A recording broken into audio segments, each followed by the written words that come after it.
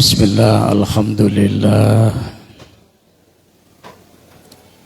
wassalatu wassalamu ala rasulillah. La hawla wa la quwwata illa billah. Amma ba'du. Khadratul Qurama'i wa sadatunal a'izza, Jama'atu Salatil Maghrib, Ikhwatul Iman, As'adani Allahu wa iyyakum, Rahimani wa rahimakumullahu tabaraka wa ta'ala. Tuan-tuan yang mulia, hadirin jamaah salat maghrib, Bapak Ibu tentunya yang kami muliakan, para orang tua kami yang istiqomah hadir di majelis yang mulia ini. Bapak Ibu yang mulia, kita melanjutkan kembali al-mabhas, yaitu pembahasan haula, seputar yaitu al-ahkam allati tata'allaqu bin nafsi, hukum-hukum haliyah keberadaan nafsu yang ada ianya pada diri kita. Wa fil liqa'il madhi, dan di pertemuan yang sudah berlalu kita sudah sampaikan, yaitu simatun nafsil lawamatil mulhamati, indikator-indikator, tanda-tanda, karakteristik yang ada pada jiwa manusia yang dia sudah naik pada tingkatan lawamatan wa mulhamatan. Nah, pertanyaan berikutnya dan pembahasan selanjutnya adalah, apa yang harus kita lakukan agar jiwa kita ini tidak dikuasai oleh tipu daya setan, agar jiwa ini tidak dikuasai oleh kesenangan syahwat, dan bagaimana agar jiwa ini tidak jatuh dalam amarah bisu'i.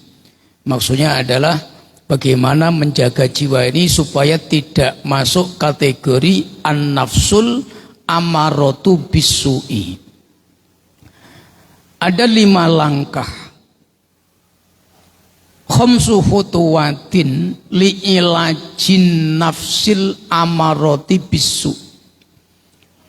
Para salikin, para ulama ahlu thariqah, ulama-ulama tasawuf, ketika membentangkan tentang sifatu ilajin nafsil amarati, paling tidak ada 5 perkara yang hendaknya kita perhatikan agar jiwa kita ini tidak menjadi jiwa yang amaroh, Pak. Agar kita punya nafsu tidak menjadi nafsu yang membawa kita kepada kemungkaran. Bagaimana mengangkat nafsu ini supaya tidak menjadi al-amaratu bisu'i? Maka ada 5 perkara, 5 langkah yang hendaknya kita lakukan sebagai orang beriman supaya jiwa nafsu kita itu bisa naik terus, bahkan supaya tidak jatuh, tidak turun dalam martabatul adna an jami'i maratibin nafsi, supaya nafsu kita ini tidak menjadi nafsu yang paling hina, Pak. Apa yang harus kita lakukan? Yang pertama adalah at-ta'akulu au tahkimul akli. Dalam istilah tasawuf itu ada namanya ta'akul, Pak, atau tahkimul akli. Nah, apa itu ta'akul? Yang dikatakan al-ilajul awalu, langkah pertama untuk mengobati, Pak, menangani, mengatasi gejolak nafsul amaroh ini, Pak, supaya kita tidak terjatuh dalam amarah, tidak disesatkan oleh nafsu amarah kita, maka yang pertama al-khutuwatul ula ayyata'aqqala au bitta'aqquli au tahkimul akli, yaitu ta'akul. Apa itu ta'akul? Ta'akul itu memaksimalkan fungsi akal kita, Pak. Jadi ta'akul itu menurut ulama tasawuf yaitu mengedepankan fungsi akal di dalam kehidupan kita. Atau tahkimul akli, di mana seseorang memanfaatkan anugerah Allah yang paling besar, yaitu dianugerahkannya kita oleh Allah, yaitu akal yang sehat, Pak. Nah, seperti apa keterangannya, Bapak Ibu yang mulia? Apa kata para ulama ahli tasawuf? Pertama, apa yang harus kita tekankan, Pak? Apa yang harus kita pahamkan terus menerus? Pertama, dalam menggunakan fungsi akal yang pertama, ma'rifatu afatin nafsil amaroti bisu'i, tentang bahayanya jiwa yang tidak terdidik, tentang bahayanya nafsu itu kalau menjadi amaroh, Pak. Itu terus kita tanamkan, Pak. Kita tempelkan di akal pikiran kita tentang afatun nafsil amaroti, tentang keburukan ketika kita membiarkan nafsu jiwa kita ini menjadi amaroh, nafsu yang bergejolak yang hanya membawa kita kepada perbuatan keji dan mungkar. Wa amman nafsul amaratu hiya nafsun madmumatun. Yang perlu kita tekankan pada pikiran kita, akal kita, untuk mendapatkan kefahaman bahwa nafsu amarah itu adalah nafsu yang tercela, Pak. Nafsun madmumah. Fahiyallati ta'muru bikulli su'in. Nafsu yang mendominasi, membawa kita, mengarahkan kita kepada perbuatan buruk, bikulli su'in. Wa taqudu ila kulli qabihin wa kulli makruhin. Nafsu yang akan membimbing kita, mengarahkan kita kepada perkara yang qabih, itu maknanya perkara yang buruk, perkara yang jelek, wa kullu makruhin, dan sesuatu yang tidak disukai oleh syariat. Wa ila kulli makruhin, sesuatu yang dibenci oleh Allah, sesuatu yang dibenci oleh baginda Rasul, sesuatu yang tidak disukai oleh syariat Islam, Pak. Wa hadhihi tabi'atuha ay tabi'atun nafsil amaroti. Jadi membawa pada keburukan, mengajak pada kemungkaran, melakukan kejahatan, itu karakteristik aslinya nafsul amarah. Wa hadhihi hiya tabi'atuha. Nah, di mana kemudian Bapak Ibu yang mulia, fasyaitonu qarinun nafsil amaroti bisu'i. Maka setan itu di mana fungsinya? Setan ini akan datang mengawal, menguatkan posisi nafsu yang amarah.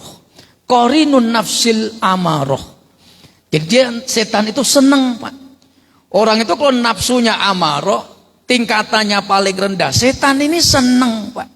Dia kuatkan kemaksiatan itu, dia hias kemaksiatan supaya kita selalu suka dengan kedosa kemaksiatan. Jadi setan itu qarinun nafsi. Fa idza fatahat lahumun nafsu babal hawa.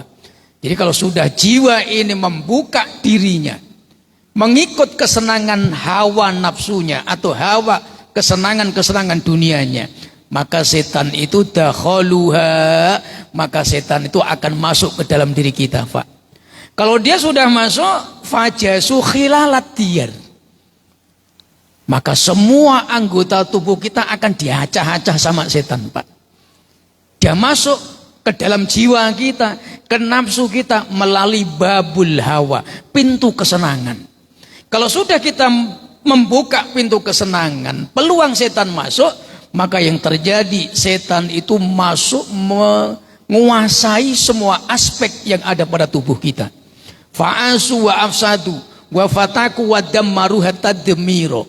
Dirusaknya akal pikiran kita, dirusaknya fungsi pandangan kita, dirusaknya fungsi pendengaran kita, dirusaknya kualitas ucapan kita, dirusaknya fungsi kedua tangan kita. Itu kalau sudah kapan? Ketika setan sudah mengawal nafsu amarah kita, Pak. Dibawanya mata ini untuk menyukai melihat yang dilarang oleh Allah. Dibawanya telinga ini oleh setan untuk menyukai mendengarkan sesuatu yang mendatangkan kemurkaan Allah. Lisan ini dibawanya oleh setan untuk apa? Untuk mengucapkan ayyatakallama bi kalimatin qabihatin sayyi'atin madmumatin. Dibawanya lisan itu untuk menyukai mengucapkan kalimat-kalimat yang buruk.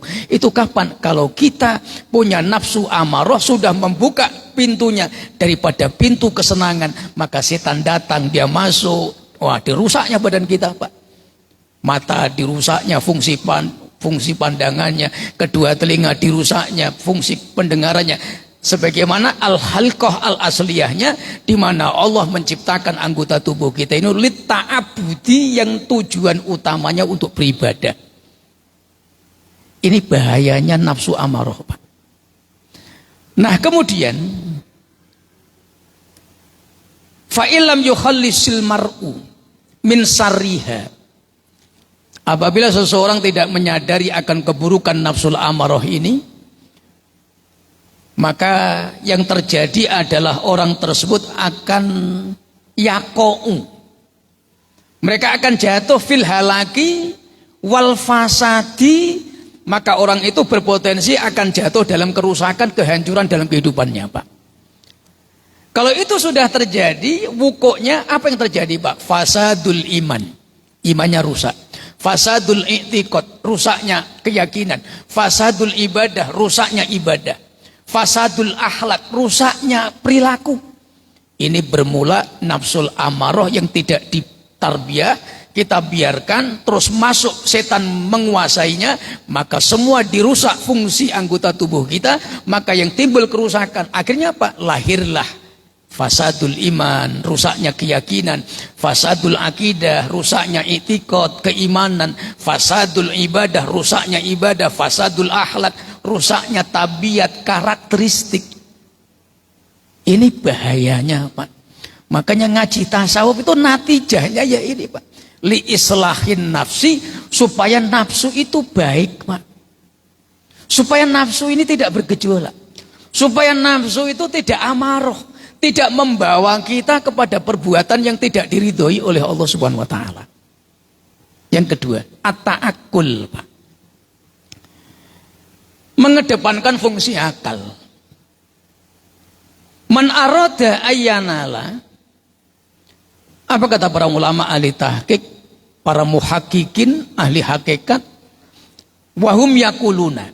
Mereka mengatakan man arada ayyana las-salamata wan najaha wal karamata wal barakata wal azumata was sa'adata fid dunya wal akhirah. Barang siapa yang ingin meraih dalam kehidupan dunia akhiratnya keselamatan, an-najaha kesuksesan, as-sa'adata kebahagiaan, al-karamata kemuliaan, al-azumata keagungan, Pak. Maka apa yang harus dilakukan, Pak? Ayyata'aqqala qabla amalih wa qabla kalamih. Dia harus mengedepankan fungsi akalnya sebelum dia melakukan perbuatan. At-ta'akkulu qoblal amal wa ta'akkulu qoblal kalam. Berpikir terlebih dahulu sebelum melakukan perbuatan. Berpikir terlebih dahulu sebelum mengucapkan satu perkataan. Kalau kita sudah melakukan ini, Pak, insya Allah yang terjadi kita pasti selamat. At-ta'akkulu, mengedepankan fungsi akal. Karena kita ini diberikan oleh Allah kemuliaan itu karena akal, Pak. Alladzi yafraqu bainal insani awil adami wal hayawanat. Yang membedakan manusia dengan ciptaan Allah yang lain itu kan akal, Pak. Kalau bicara makan, kita makan. Makhluk yang lain juga makan, Pak. Hewan juga makan. Kalau bicara pernikahan, kita juga nikah, kita juga atanasul, punya keturunan. Makhluk yang lain juga melakukan itu, Pak. Kalau bicara ayyana tidur, Pak, naumun, kita tidur. Makhluk Allah yang lain juga tidur. Hewan itu tidur juga. Terus mana kemuliaannya? Al-aqlu terletak di fungsi akal, Pak. Ketika Allah menciptakan al-hayawanat, Allah menciptakan hewan, tidak ada diikutkan akal di kehidupan mereka, tapi kita ini diberikan oleh Allah akal yang membedakan dengan mereka. Jadi at-ta'akul. Ketika kita sudah dimuliakan, akramallahu, Allah muliakan kita bil akli dengan akal, maka ta'akul, kita manfaatkan akal kita ini, Pak. Apa itu akal? Al-qudrah al-idrokiyah, kemampuan untuk menganalisis, Pak. Itu akal. Al-qudratul idrokiyatu dakhilal jismi, satu kemampuan untuk menganalisis yang ada di dalam tubuh kita, itu akal, Pak. Akal itu bukan dimak. Imam Ahmad bin Hambal mengatakan akal itu bukan otak. Otak itu bahasa Arabnya dimag, pakai gid. Nah, akal itu adalah satu natijah. Akal itu satu kelebihan yang fungsinya lahirnya dari otak kita, Pak. Ini menurut Imam Ahmad. Yakhruju min dimagil mar'i. Makanya kalau otaknya insiden, maka fungsi akalnya berkurang. Semakin rusak otak, maka semakin berkurang fungsi akal. Jadi akal itu bukan otak, tapi akal itu lahir dari kualitas yang ada pada otak kita. Nah, otak itu dimak, kalau akal ya akal. Imam Syafi'i mengatakan akal itu kolbu, apa yang di hati. Kalau Imam Ahmad, akal itu apa yang lahir dari otak kita. Ini takrif definisi para ulama ahli fikih, Pak. Nah, kemudian Imam Ghazali dan yang lain mengatakan akal itu adalah al-qudratul idrokiyah, kekuatan untuk menganalisis, kekuatan untuk membedakan. Atau kalau dalam bahasa istilah modernnya itu kognitivism, Pak. Jadi satu kemampuan di mana seseorang bisa menganalisis, memperhatikan, at-tafkir atau tafakur. Inilah akal, Pak. Dan itu yang Allah berikan kepada kita.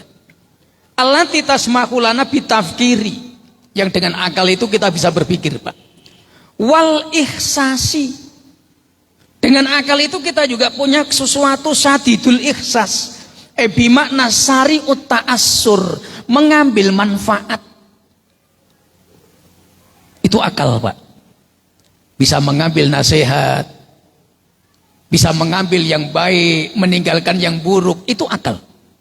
Ini boleh, ini tidak, ini salah, ini benar, itu akal, Pak.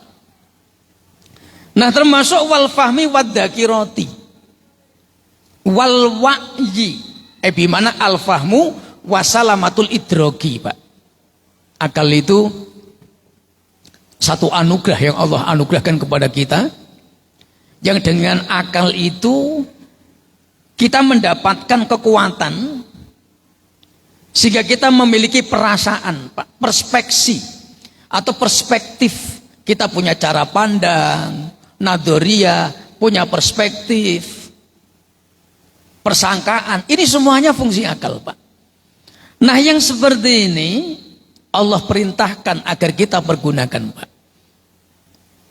Kalau kita melihat Al-Quran, begitu banyak Allah Subhanahu wa taala memerintahkan, qad amarallahu jami'a ibadi ayyata'aqala bi aqli. Allah Subhanahu wa taala di dalam Al-Qur'an begitu banyak ayat, banyak tempat, kalimat-kalimat ayat Allah yang menyampaikan tentang perintah Allah untuk kita ini menggunakan akal, Pak. Ada kalimat afala taqiluna, tidakkah kalian berpikir?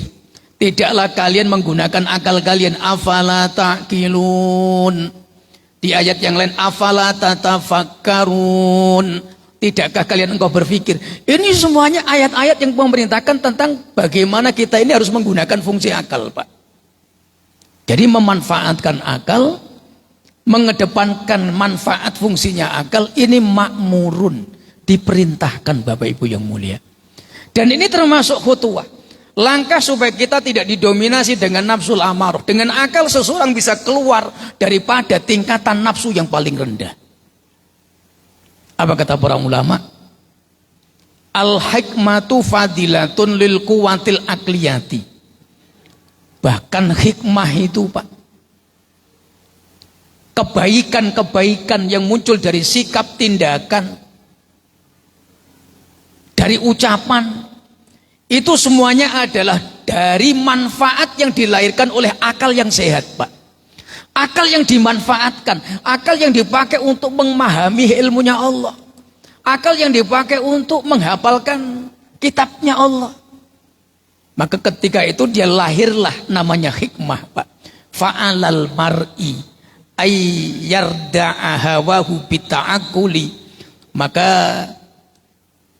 raddu'u itu menolak Pak.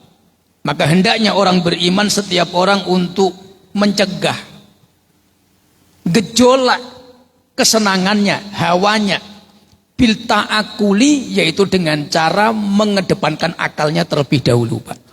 Jadi bagaimana kita berpikir, bertafakur atau tafkir, kemudian berta'amul, mengangan-angan dulu sebelum setiap kita melakukan apapun perbuatan.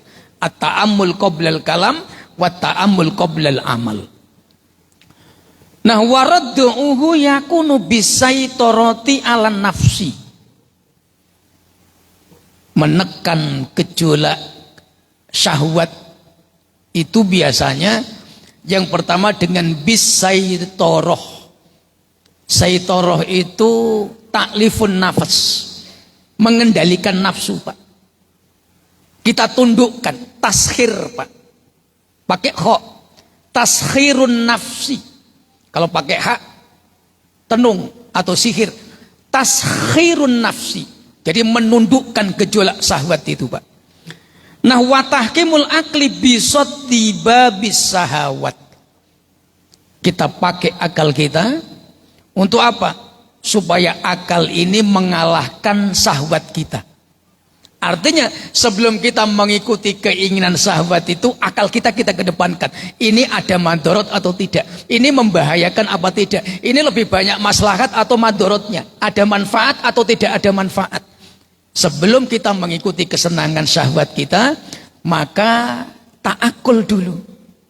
Kita berenung dulu. Merenung, berpikir, ini kesenangan, kalau ini saya lakukan, ini haram apa halal? Ketika ini saya lakukan, ada nggak yang tersinggung? Ini kalau saya lakukan, apakah menabrak aturan Allah atau tidak? Itu ta'akul namanya Pak.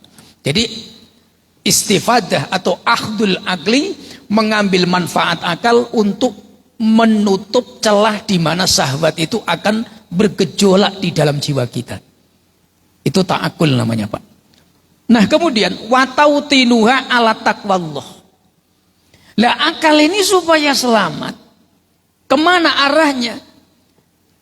Ila jihatin, kemana arah akal ini? Maka akal itu watautinuha ala taqwallah. Jadi akal ini kita bawa untuk melakukan ketakwaan Pak. Di sini fungsi akal itu Pak. Menekan gejolak nafsu supaya tidak amarah, menutup pintu syahwat supaya tidak masuk ke dalam nafsu kita. Yang ketiga, membawa kita untuk menjadi orang yang bertakwa di hadapan Allah Subhanahu wa taala. Salah satu contoh, Pak. Waqad kana Nabi sallallahu alaihi wasallam, Nabi itu kalau khutbah, Pak, atau ketika beliau menyampaikan bayan, taujihat, atau beliau memberikan al-irsad awil mawaid, Nabi itu tidak pernah meninggalkan kalimat muqaddimah beliau, alhamdulillahi nasta'inuhu wa nastaghfiruhu wa na'udzu billahi min sururi anfusina wa sayyiati a'malina. Ini doa Nabi memuji ke Allah, terus disambung dengan doa isti'adah. Daripada mana? Min sururil anfus. dari buruknya nafsu, Pak. Nabi mengajarkan agar kita al-isti'adzah ansur nafsi, dari buruknya nafsu, Pak. Min sururi anfusina, min sarril nafsi. Itu Rasulullah, Pak. Wa min sayyiati a'malina, dan buruknya perilaku. Kenapa dua ini satu paket? Syarrun nafas wa sayyiatul amal. Kenapa? Kalau nafsu itu udah buruk, pasti melahirkan perbuatan yang jelek, Pak. Maka Nabi mengajarkan itu, Pak.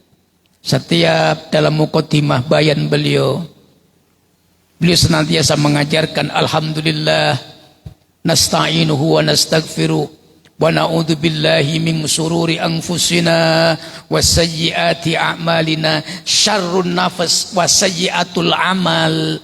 Kenapa harus sarun nafas dulu? Sarun nafas itu jiwa yang buruk. Apa itu jiwa yang buruk? Nafsul amarah.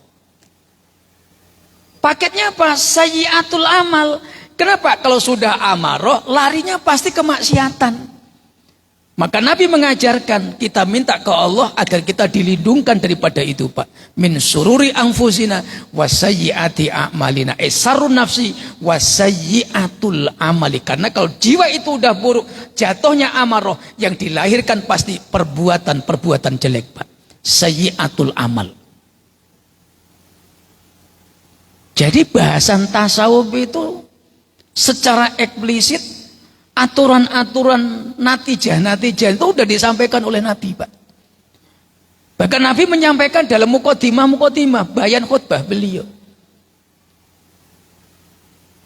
Secara tidak langsung Nabi mengingatkan dalam khutbah ini, Pak, betapa pentingnya kita ini berlindung kepada Allah min sarin nafsi wa sayyiatil amal, tentang buruknya nafsu dan jeleknya perbuatan. Dua paket, Pak.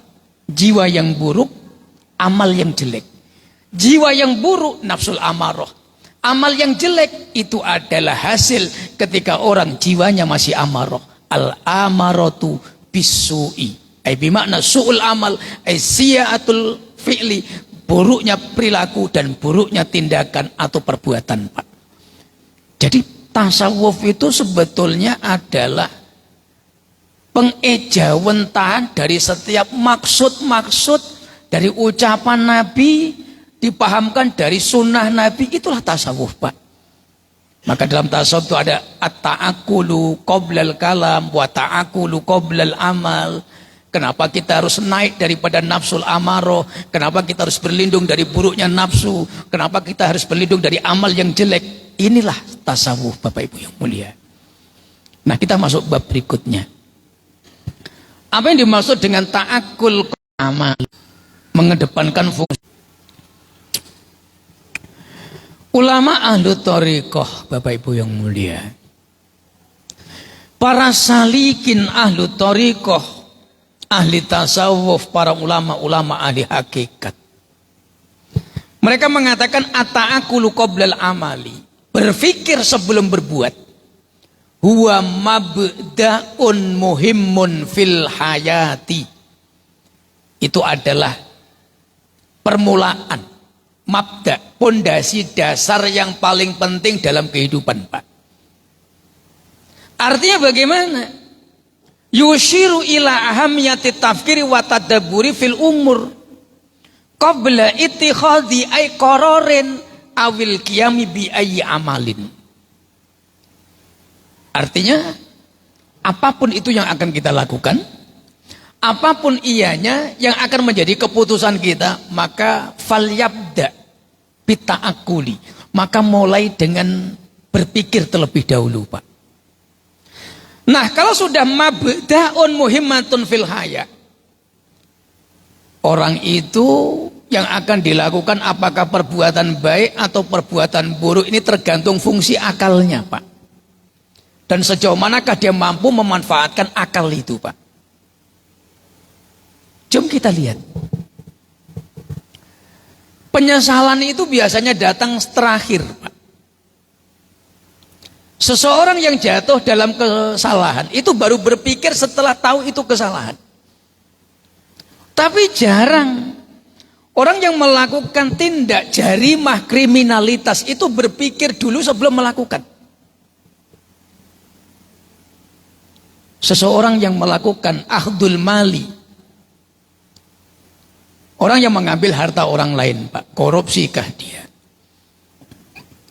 Itu ketika dia melakukan korupsi, kita yakin dia tidak akan menggunakan fungsi akal sehatnya, Pak. Kenapa? Dia dikuasai amarohnya, dikuasai kesenangan syahwatnya. Dengan uang itu dia bayangkan, dia bisa punya rumah bagus. Dengan uang itu dia bisa ganti mobil yang bagus. Dengan uang itu dia bisa mendatangi perempuan yang dia sukai.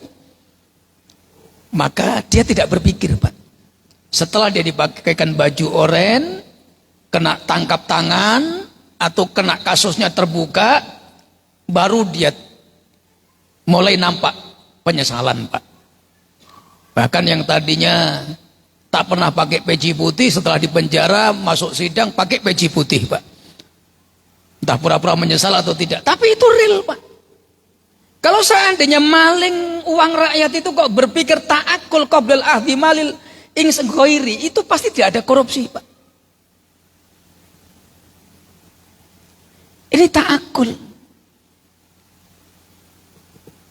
Orang yang marah itu termasuk kalau tidak ta'akul dulu, itu bahaya, Pak. Jadi apa yang saya lakukan ini membahayakan apa tidak? Yang saya kerjakan ini beresiko apa tidak? Mohon maaf, maling motor itu, Pak. Waliyadzubillah. Ketika dia melihat motor yang terparkir, itu akalnya hilang, warasnya hilang, Pak. Apa yang menguasai? Nafsul amarohnya. Dia dikuasai amarohnya untuk melakukan asyarikoh, pencurian. Dia tidak pernah berpikir nanti kalau saya ketangkap seperti apa. Ini kalau saya ambil orangnya nanti bagaimana. Itu nggak pernah berpikir. Tapi ketika dia diambil motor itu, ketahuan digebukin satu RT, baru nangis dia, Pak. Tolong saya, lepaskan saya. Tapi ketika dia mau melakukan ghairut ta'akuli qabla amali, dia nggak pernah berpikir, Pak. Coba kalau dia berpikir, ini kalau saya ambil bukan milik saya. Nanti kalau ketangkap, saya pasti memek. Saya dipenjara. Ini kalau saya ambil pun kalau nggak ketangkap, yang punya ini dulu mungkin belinya ini tungkol lumus. Ini kalau memfungsikan akal terlebih dahulu, nggak ada orang maling, Pak. Kenapa tidak berguna akalnya? Karena nafsunya amaroh. Akalnya dikalahkan, tidak mau memfungsikan akal, Pak. Apapun itu kemaksiatan, apapun itu kriminalitas, pasti diawali tanpa berpikir terlebih dahulu. Spontanitas, Pak. Ada seorang membunuh, Pak. Saya lihat di sosial media itu. Ada wanita suka live TikToker itu, Pak. Di saat live suaminya dari belakang bawa pisau dapur ditusuk punggungnya, meninggal di tempat, Pak. Waktu nusuk itu nggak berpikir, Pak, ini nyawa orang.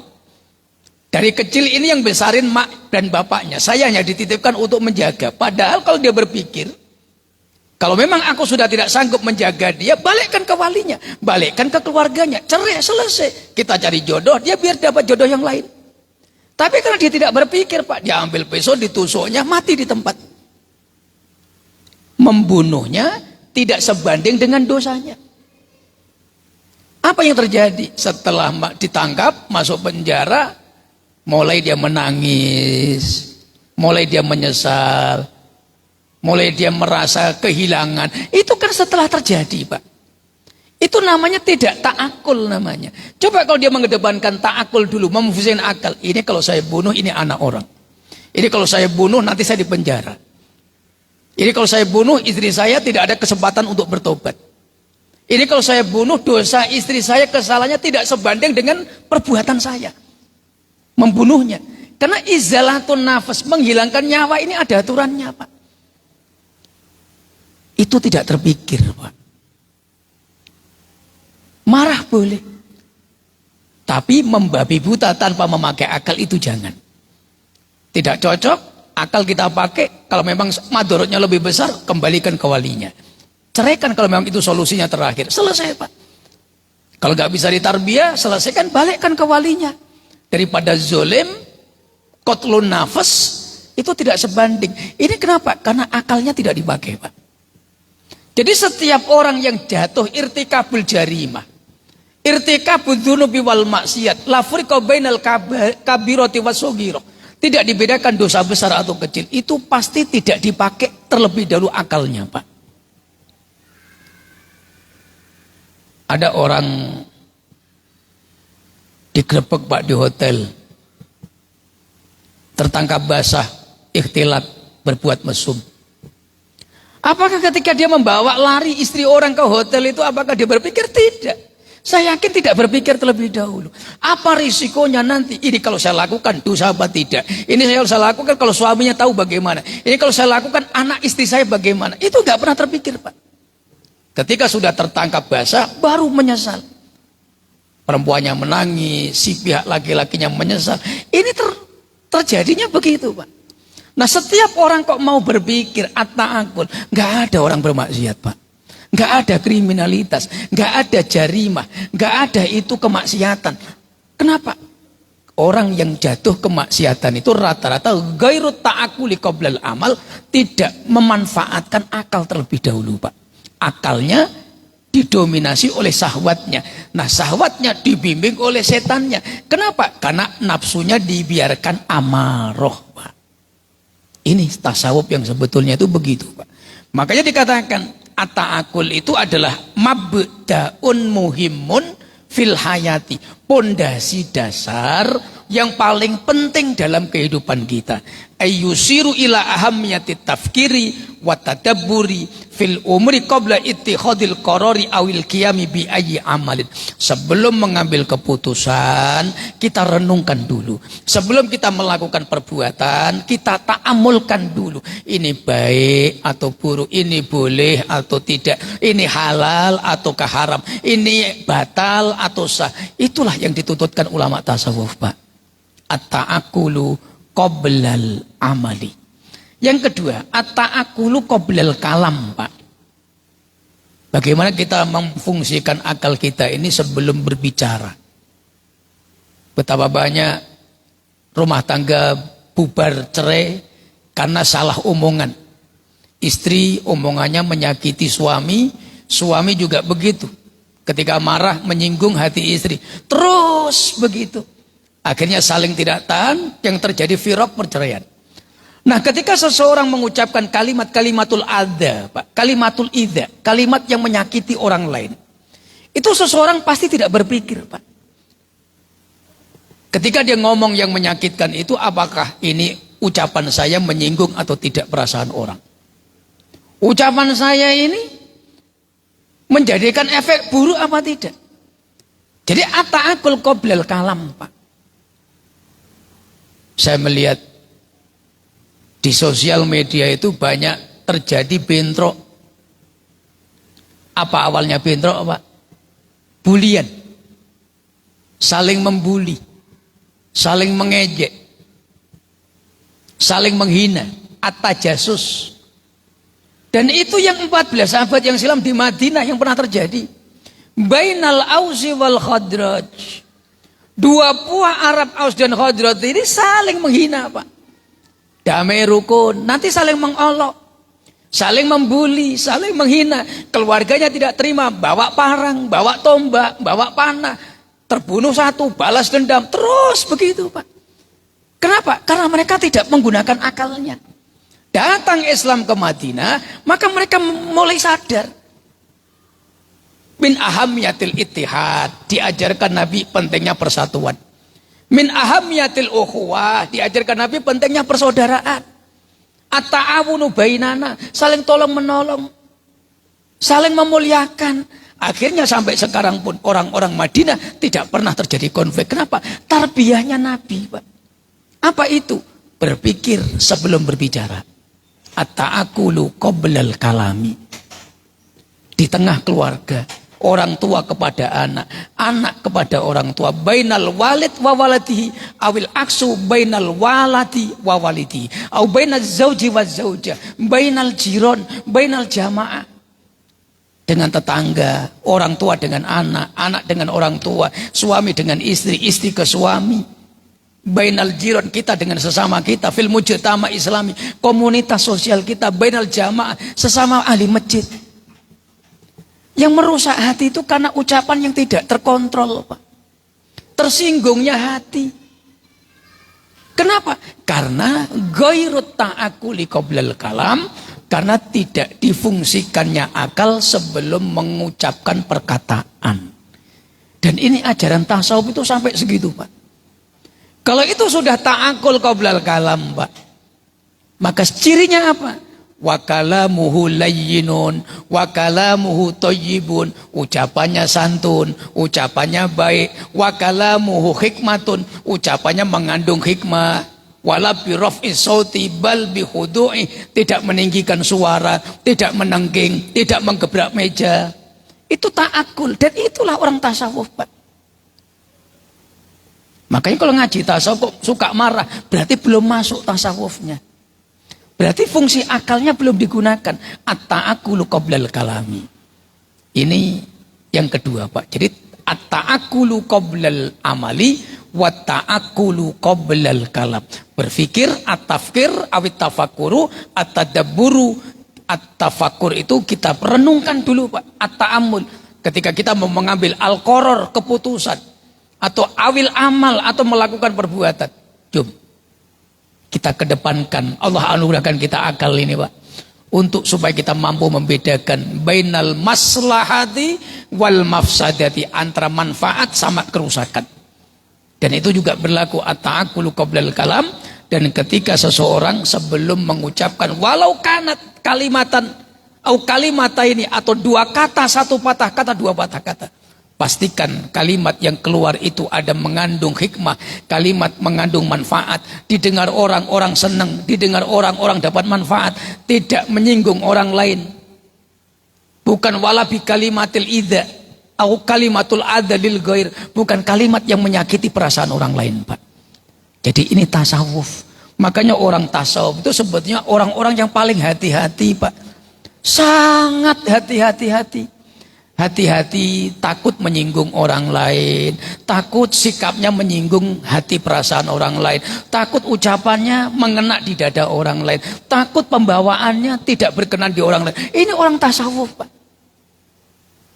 Makanya haliyahnya alu tasawuf itu layyinatun, thayyibatun, khairun, baik, sikapnya bagus, ucapannya lembut, santun, bermanfaat, ada hikmah.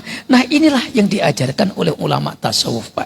Jadi supaya kita keluar dari andairatin nafsil amarati bisu, supaya jiwa kita ini tidak masuk kategori jiwa yang buruk, sebagaimana Nabi sebutkan, wa na'udzubillahi min sururi anfusina wa sayyiati amalina.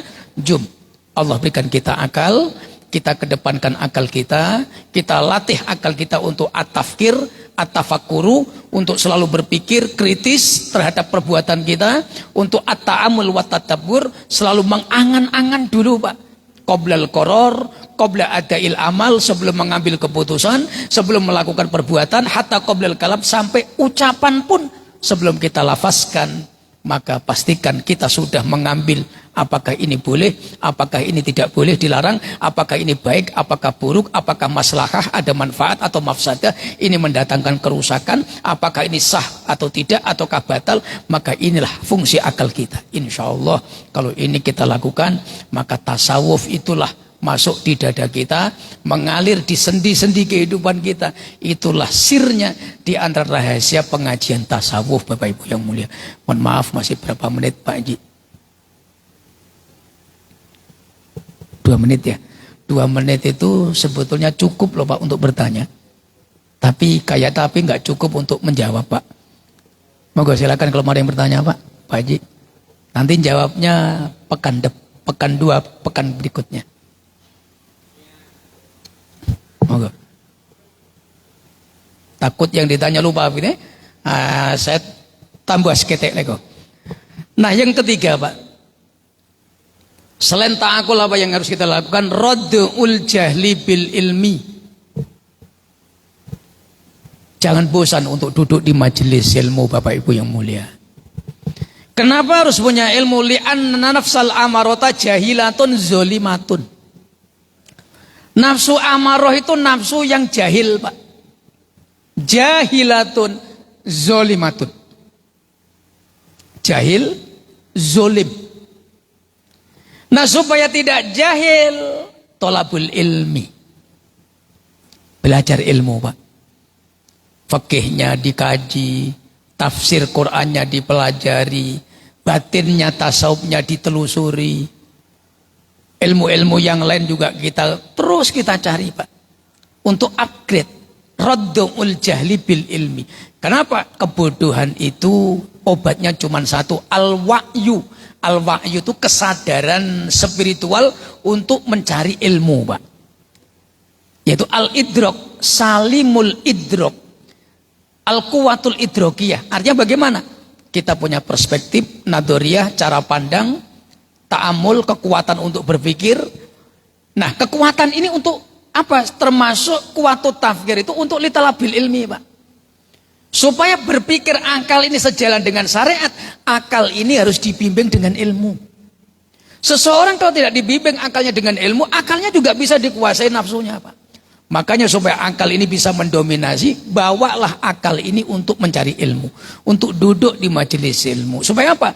Akal ini selaras dengan iman, akal ini baru bisa mengerem keinginan syahwat kita.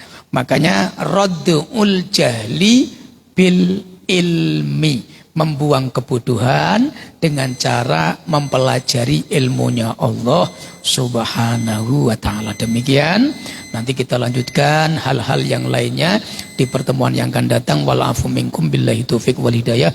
Wa'alafu minkum. Assalamualaikum warahmatullahi wabarakatuh.